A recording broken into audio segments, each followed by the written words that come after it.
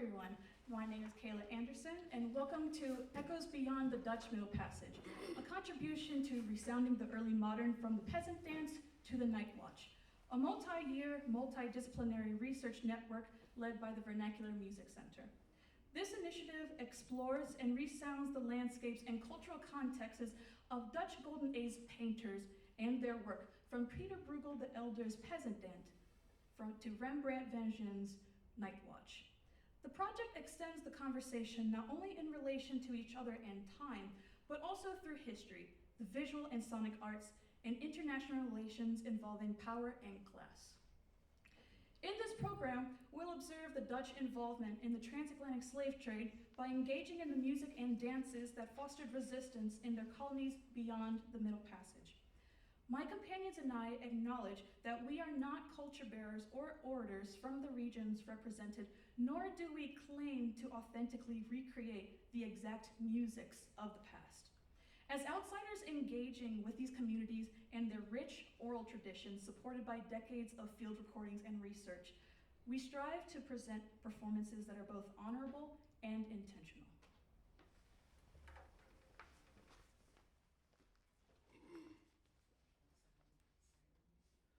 Curaçao, que heb, je zomen ik mal bek, en solo strekken die sa neminine nan, ni arioloxes rekken die sa neminit an, da gronga ik besrekken, da warp ik kombadan, que kwam, las met, has aldo te herrens radiaments, pak min liva mate kom zet, hoe hier wat neer, en drink met ons in glasjen en orkie met tabak, met al die lotse schrekken rak het gloen ooit de zaak. In zon kan dan de hele nacht te blijven, dan hoort men niet het wie van man onze officier.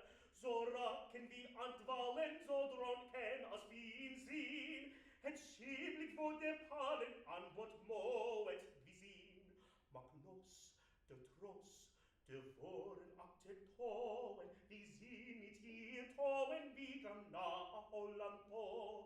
Wat is het beter leven, da wie je een roe, we blokken zien al de hoen, wat eilen Curaçao.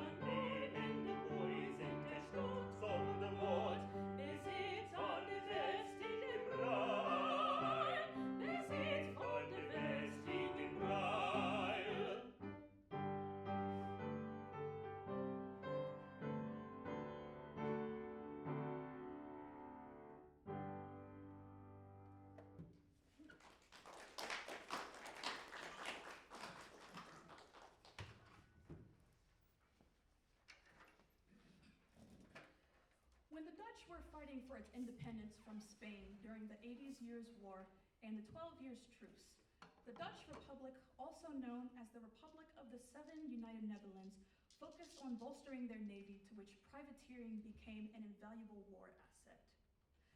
Operations mentioned in the three 19th century sea shanties depict paragons of the Dutch's exploits and growing maritime power during this time period. Most specifically, de Zilvervloot, or the Silver Fleet, a famous retelling of Admiral Peter Zoon Heijn, working under the Dutch West India Company, capturing a Spanish treasure fleet during the Battle of the Bay of Monastes in 1628.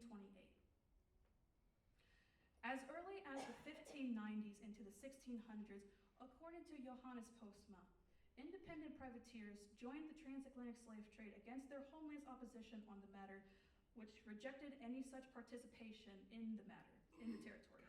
However, laws weren't made explicit on the matter until 1776.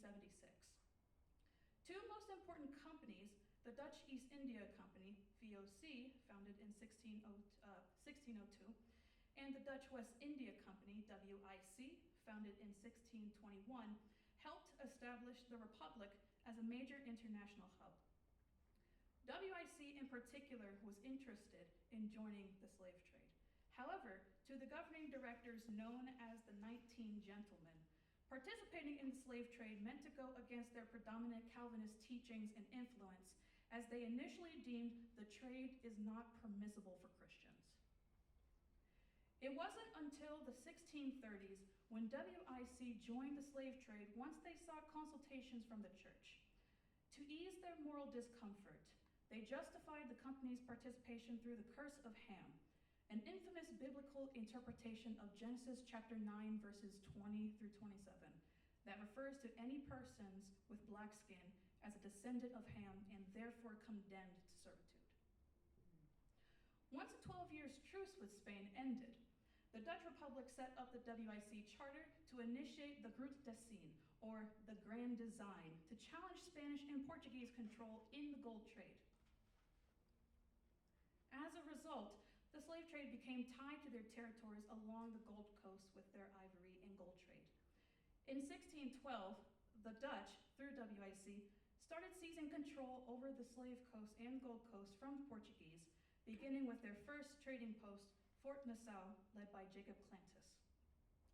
To further disrupt the Portuguese gold monopoly, WIC captured Elmina Castle in 1637 with the Prussian Brandenburgers, the British, Swedes, and Danes following suit in the trade operation and competition. The Akan group of Ghana, specifically, became the primary traders of goods for their foreign adversaries, whom would later accumulate their newfound wealth and knowledge to sabotage their trade brokers and their neighboring groups, such as the rivalry between two Akan peoples, the Fanta and the Ashanti Twi.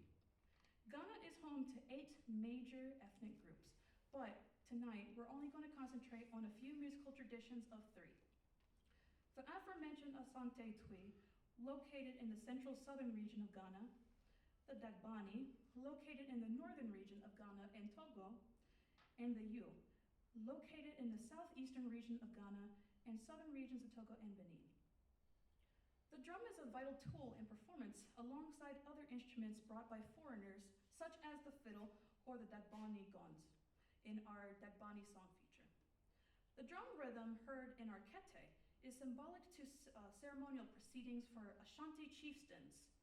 The repeated patterns especially are significant to assist layered rhythms or auxiliary performances, such as our included reading of an Ashanti folk tale, All Stories Are on Sais.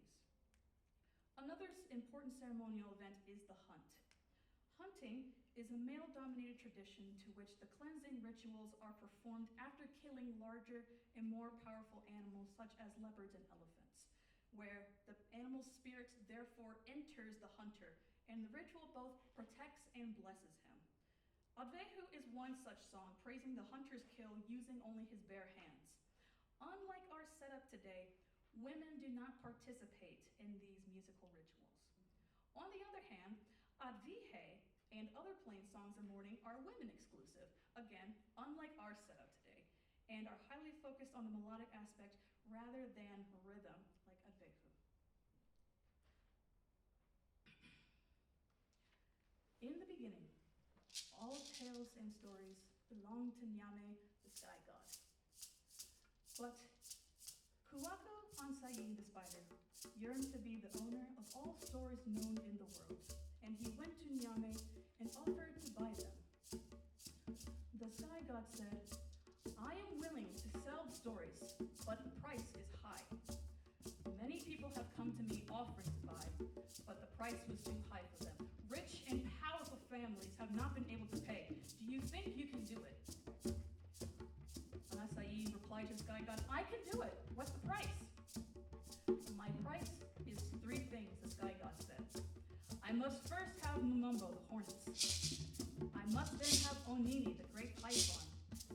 I must have Osibo, the leopard.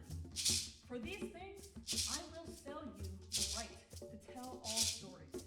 Anasai said, I will bring them. He went home and made his plans. He first cut a gourd from a vine and made a small hole in it. He took a large calabash and filled it with water. He went to the tree where the hornets lived and he poured some water over himself so he was dripping.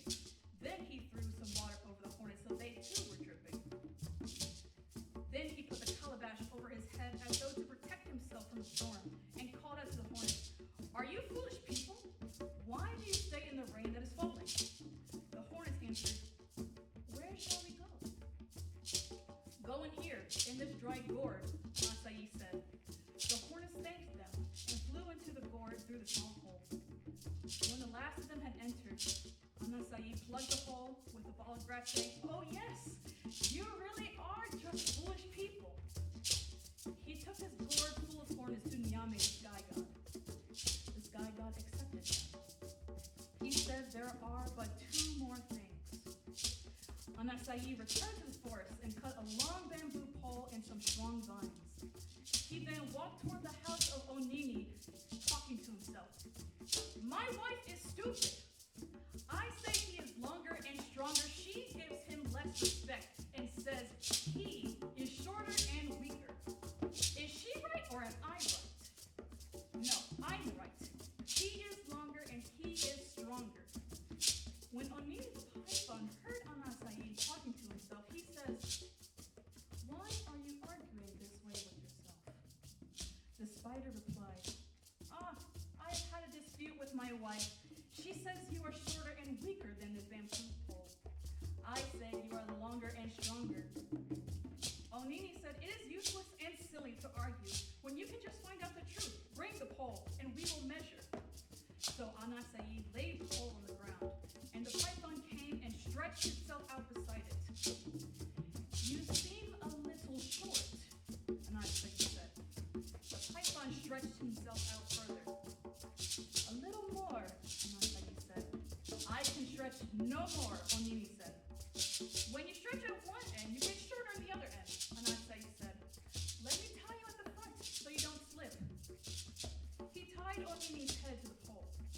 Then he went to the other end and tied the tail to the pole. He wrapped the vine all around Onini until the python couldn't move. Onini, Anasai said, it turns out my wife was right and I was wrong. You are shorter than the pole and weaker. My opinion wasn't as good as my wife's, but you are even more foolish than I was and you're now my prisoner. Anasai carried the python to Nyame, the sky god, who said, There is but one thing more. Osibo, the leopard, was next. Anasai went to the forest and dug a deep pit where the leopard was accustomed to walk. He covered it with small branches and leaves and put dust on it, so it was impossible to tell where the pit was. So he went away and hid. When Osibo came prowling in the black of night, he stepped into the trap Anasai had prepared and fell to the bottom. Anasai heard the sound of the leopard falling and said, Osibo, you are half foolish. When morning came, Anasai went to the pit and saw the leopard there. Osibo, he asked, what are you doing in this hole? I have fallen into a trap, Osibo said. Help me now. I would gladly help you, Anasai said, but I'm sure that if I bring you out, I will have no thanks for it. You will get hungry, and later on you will be wanting to eat me and my children. I swear it won't happen, Osibo said. Very well. Since you swear, I will take you out, Anasai said. He bent a tall tree towards the ground so that its top was over the pit, and he tied it that way. Then he tied a rope to the top of the tree and dropped the other end of it to the pit. Tie this to your tail,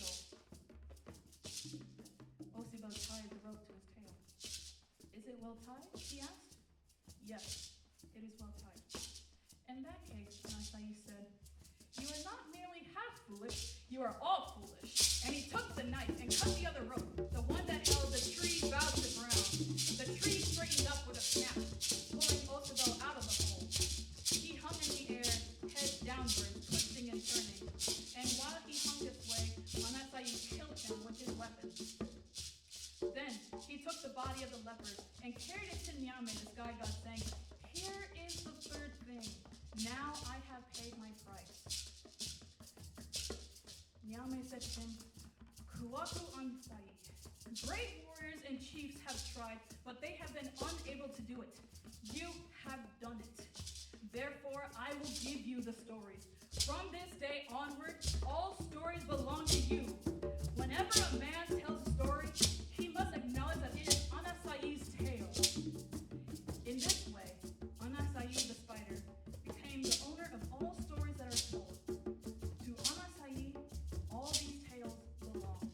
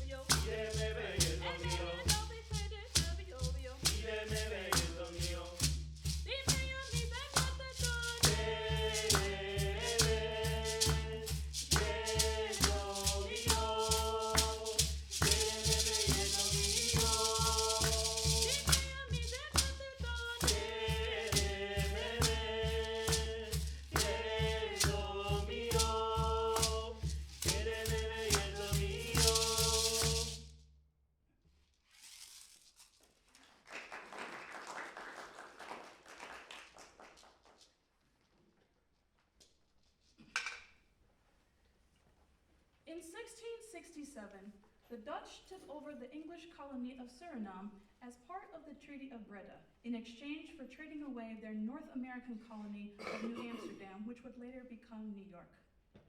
While the Dutch and English were settling territorial disputes, the Dutch also aimed to assimilate and seize Suriname's indigenous peoples, the Kalina Caribs and Loco Araks, while running their trade out of the coastal town of Paramaribo. Many enslaved people managed to escape into the dense jungle, forming their own communities and regularly raiding plantations that grew cacao, sugarcane, rice, cotton, and coffee. To the Dutch, to combat these new problems from arising, they established the Society of Suriname in 1683, a private company linked to the WIC, the Amsterdam government, and the aristocratic Van Arsesen den Someldink family with a twofold mission: to act as a trading intermediary for their exports and to supplement military initiatives to combat runaway slaves through guerrilla tactics. An example of this conflict had been famously recorded in John Gabriel Stedman's narrative of a 5-year expedition against the revolted Negroes of Suriname, whereas he's witnessed the lives of enslaved persons, the military clashes with maroon communities, but also cultural lives of the colonies. He attended several different musical gatherings, from 2 fiddlers playing in the presence of his commanders in Paramaribo parlors, to watching enslaved persons dancing to banjo players. Today we'll focus on some musical traditions within the Saramaka and Aluku maroon communities. The Aluku community lives along the Suriname's eastern border along the Lawa River, which additionally marks the border of the French Guiana. Meanwhile, the Saramaka community primarily settles along the upper and lower Suriname River. 2 songs performed are set in the Afro-Surinamese religion Winti, which means wind in its literal sense. A pantheon of spirits divided in nature by the earth gods, the water gods, the forest gods, and the sky gods that maintain the health of the human soul through rituals. The first song in the set, Susa, sets itself as a competitive dance form during Aluku healing or funeral rites, whereas 2 male dancers one-up the other person's footwork until one dancer misanticipates the other opponent as they're surrounded by onlookers clapping and singing. This style of dance is closely related to those carried over from Congolese and West African traditions. The video provided features the Awasa style dance, featuring similar type of intricate footwork and competitive elements. The sange usually follows after the susa, and because the sange is usually associated with graceful fish-like dance and singing, I provide 2 Banya Winti melodies that are associated with the river gods and gives blessing for prosperity and abundant fishing.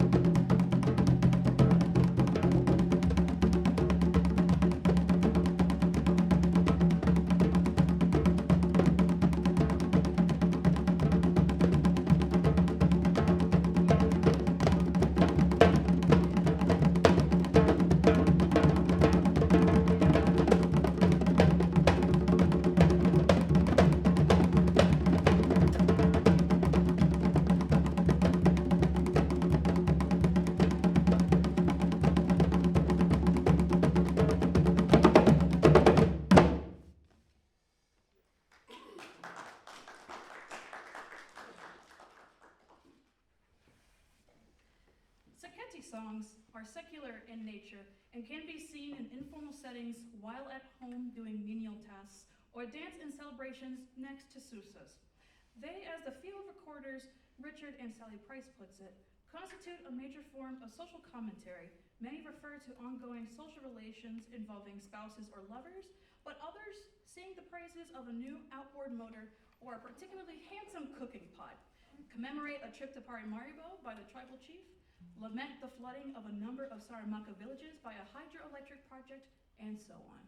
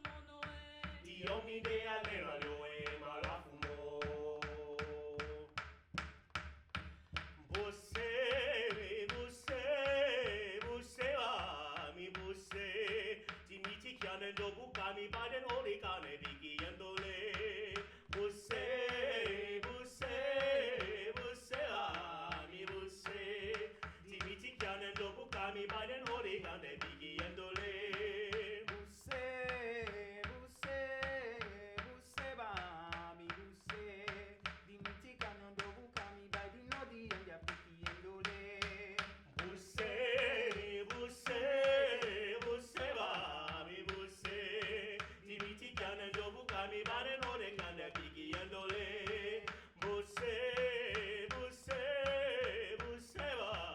busse, dimitichiano dopo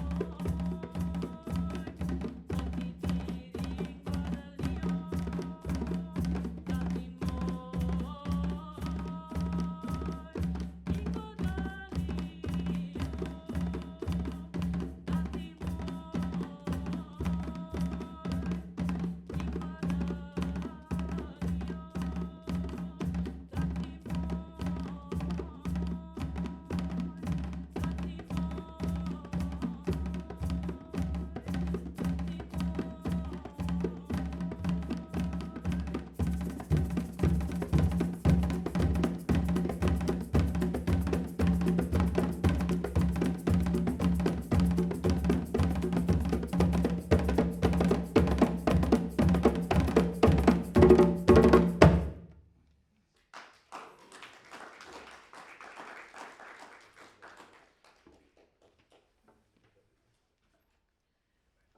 original conquerors, the Spaniards, didn't account Curacao as profitable, even calling it Insula Inútil, or useless island. But in 1634, WIC took control of the island and turned it into a major trading post, and depot where enslaved persons were brought before being transported to the Americas, among other regions. Among the populace, the Sephardic Jewish community flourished when Jal Ilau, a Sephardic merchant, settled there in 1651 following a wave of Jewish people fleeing Spain following the 1492 expulsion edict, also referred to as the Alhambra Decree. WIC tried to attract more Jewish settlers by offering them land to run sugarcane plantations, with no avail until later in the century. Tambu, as heavily documented by commanding scholar of Curaçaoian and Caribbean music, Nanette de Jong, and Tambu scholar René Rosalia, initially refers to the drum of Tambu. This drum plays a vital role in religious and secular activities in the community, especially those practicing the Afro-Caribbean Montamentu religion. Tambu also refers to the musical style and dance form that originates from Angola's sparring rituals called kokumaku or Tambu ta pida sanger, literally translating to the Tambu asks for blood. In this ritual, two fighters in a circle, each with sticks made from the cocoa mask plant, dance, jump, and hit each other until one of the combatants draws blood. As time went on, Dutch authorities began writing ordinances on kokumaku and tambu as vulgar, and were subject to punishment if caught making raucous volume or found in large congregations. By the time of the Curaçao slave revolt of 1795, the Catholic Church and Dutch state officially made both activities illegal. In the 21st century, tambu is not only well and alive, but still faces discrimination from a 1935 law enforcing permits to hold tambu events, though the law slacks during the tambu season of November through January and is allowed to play on the radio. In lieu of governmental limitations, younger generations and the general community still continue to uphold the tradition. To dance the modern tambu, the feet are planted on the ground while one foot follows the drum and makes small movements in any directions while the hips rolls or sways. For this reason, tambu has still been incredibly stigmatized as a sensual dance, yet it is far from the truth as being such. The rhythmic intricacy that is needed to be communicated within the band is highly technical to achieve a cross-polyrhythm between the drums, our chapi, which is our iron triangle for the evening, and myself as the vocalist, where my calls in the native Papamento and Iberian Creole language are largely in the background. After working on what is deemed the most challenging piece in our program, our ensemble has found a new appreciation for the tambieros that continue to carry the tradition.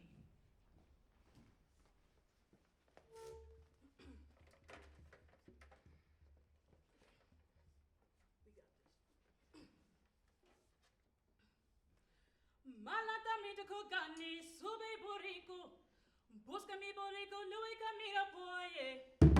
Malata mi to kogani sube borico, busca mi borico lui camina poi. Maguta sawaya camia mi borico, se yoya bota mi care savani dami, kimi subi. Mi borico. Yeah, mi ti canni ni conne. Mi borico. Yeah, mi ti canni ni mota. Mi borico. Yeah, no camina mi baie. Mi borico. Yeah, no camina mi baie. Mi borico. Yeah, si no ya borite borico. Mi borico.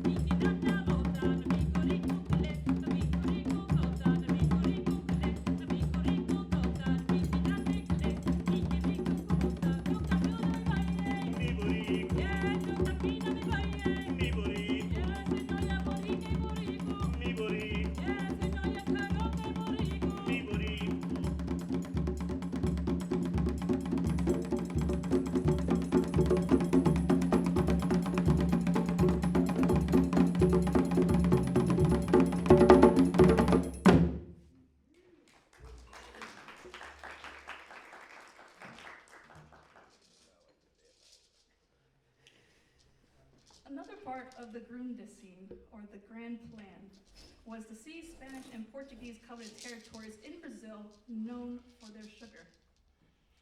They captured Baja in 1624 with a joint Portuguese-Spanish force reclaiming it in 1625. P. Hines' accomplishment on capturing de Zilverflut in 1628 furnished an attack on the northernmost regions of Brazil, specifically taking control over Recife, Olinda in 1629 and 30, and later in 1637 through 41, São Jorge da Mina and Luanda. The region was later renamed Dutch Brazil, or New Holland, with Recife as the base of operations, led by Governor John Maurice of Nassau. As the most lucrative territory on the international stage, the Dutch fought against Portuguese and Spanish forces, maintaining a foothold of the territory until 1654, 10 years after John Maurice left his post in the notice of Portugal gaining their independence from Spain. With the Portuguese now focusing on reclaiming Brazil, they successfully expelled the Dutch once they reclaimed Recife in a 2-year battle ending in 1654. German painter Johann Mortiz Ruegas traveled across the country and illustrated his experiences in his 1835 work Malalish in Brazilian, or Artistic Travels in Brazil. He gives one of the earliest descriptions of capoeira, a mixed martial art with dance-like finesse, calling the practice a wartime pastime with dexterous parries to knock over their opponent. In addition, plantation owners and the Portuguese government found it worthy of punishment if caught playing it. These early styles derived from the tradition of a street fighting capoeira carioca, or capoeira irga, when players additionally brandished small handheld weapons. By contrast, the older style, the capoeira Angola, migrated from Angola, where it shares the traits with the Ngolo zebra warrior dance, martial art. While the regional capoeira style is popular today, it's fast and highly energetic and athletic, Angola uses slow, low, and deliberate movements to mislead the opponent. A key element to its music is the berimbau, a distinctive instrument that spiritually energizes the player to action. It is difficult to recreate the berimbau's buzzing sound from its wire string against the gourd resonator with Western instruments. It is not the same, but for this reason, Dickens will be playing a concave zither to mimic the berimbau's melodic and rhythmic patterns. For our last set, we'll be playing a traditional rhythm to get our rota, the international playing space, going. Once the rota is ready to go, the lead singer will start the song in 3 parts: the ladina, the chula, and the corrido, all entirely improvisatory and with call and responses including stories from history, social commentary, spiritual poems, and prayers. We'll perform a spiritual chula, praising God and sending blessings to our friends.